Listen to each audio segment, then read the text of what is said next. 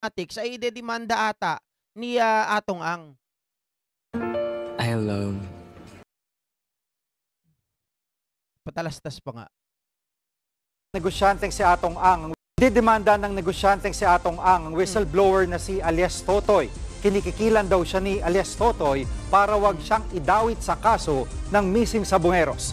Live mula sa TV5 Media Center, nangunguna sa balita si News 5 anchor Cheryl Cosim, exclusive. Cheryl. Yes, Odi Lennon, mortal sin daw sa kanila yon. Mga kababayan, kasi hindi ko alam may mga gumagamit pa nga daw dyan ng mga, hindi ko alam, para sabi nila may mga anting-anting pa yan. Diba? Ano ba ang isasampang reklamo ni Atong Ang laban kay alias Totoy? Jiggy, nakausap ko nga sa pamamagitan ng text ang negosyanteng si Atong Ang.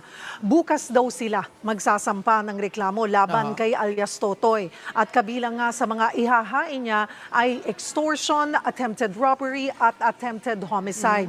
Hunyo nang isiwalat ni alias Totoy na makapangyarihang tao raw ang nasa likod nga ng pagkawala ng mga sabungero sa Manila Arena. Nagsilbi kasi siyang security guard. Inapon na ang bangkay ng mga sabungero sa Taal Lake.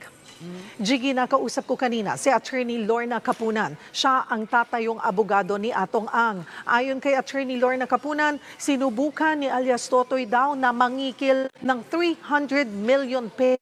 Yun Atong Ang lang. para hindi na ito kaso.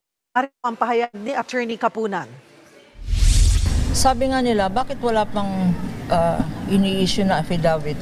Ang totoo dyan, wala pa siyang ini-issue na affidavit pointing to these alleged perpetrators because umiikot siya.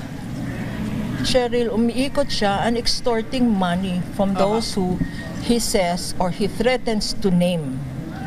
That is why Sir Atong Ang is coming forward in his attempt to bring out the truth.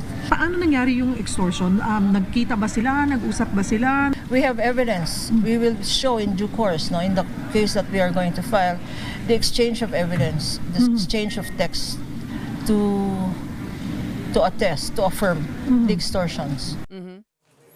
At Cheryl, ano naman ang reaksyon ng kampo ni Atong Ang sa pahayag ng DOJ na may kredibilidad si alias Totoy? Jiggy, ayon kay Attorney Kapunan, walang kredibilidad si alias Totoy para gawing state witness. May mga dati na rin daw kaso ng sexual harassment at 3 counts ng murder si alias Totoy pero nakapagpiyansa lang kaya nakalaya. Si alias Totoy din daw ang may direktang access sa mga sabungero, kaya siya ang tunay na salarin daw sa pagkawala ng mga ito. Narito ang pahayag ni Attorney Kapunan. The Department of Justice is taking the wrong lead. If it will listen to this self-styled self-state witness, so hintayin nila. This state witness, this legitimate state witness will point to this Totoy as the real perpetrator.